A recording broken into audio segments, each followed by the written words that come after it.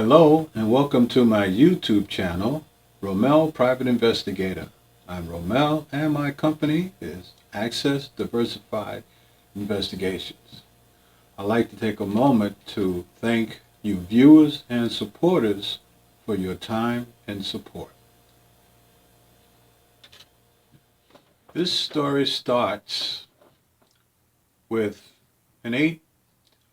he was about 18 or 19 years of age, young man coming home from a basketball game with his friend. He was approached by a police officer, and when asking the police officer what his purpose was, he was informed that he was going to be arrested. He obviously asked what for, and the police officer told him he was being arrested for robbery. The young man fell to the street. Not that he was assaulted or touched in any wrongful way by the police officer, but to him it was comical. His other friend was laughing also. It was so removed from the type of person that he was. Nevertheless, he got locked up.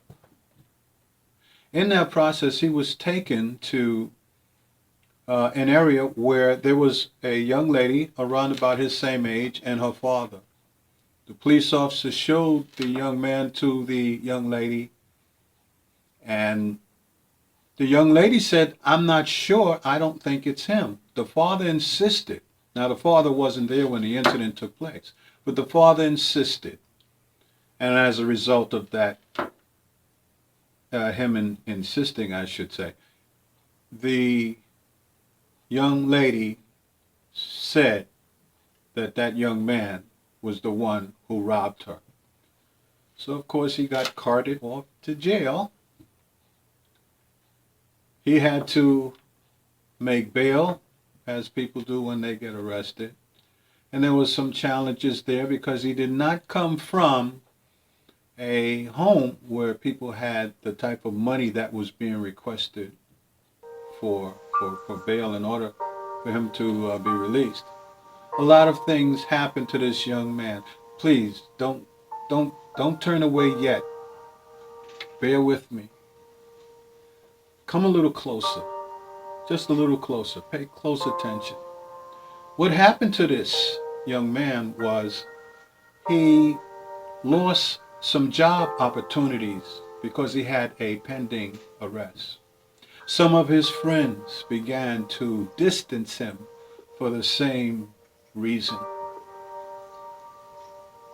Even within his family, a single mother family, even within his family, some of the mother's siblings, though I would suggest that they probably didn't mean any harm, but they suggested, listen, you're not with him 24 hours a day. Perhaps he did do this. You never know. You weren't with him. You just never know. Now his mother was insistent.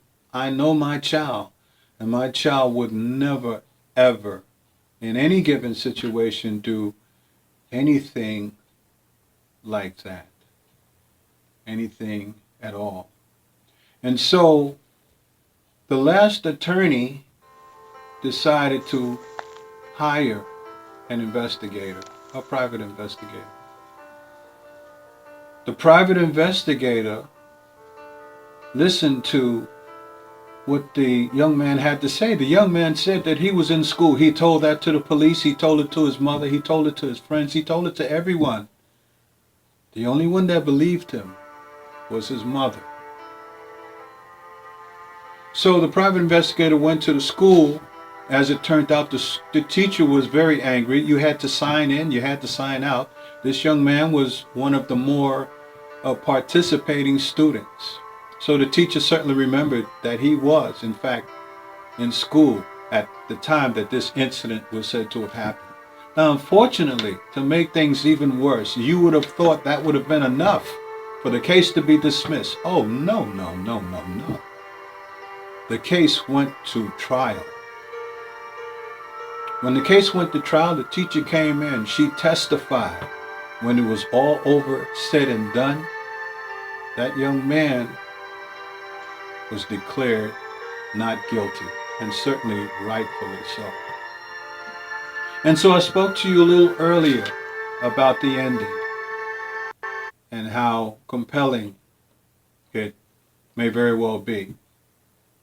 And so I submit to you, that young man was me. So I say to you, as I look at my life following that incident, I now, and have been for some time, a private investigator.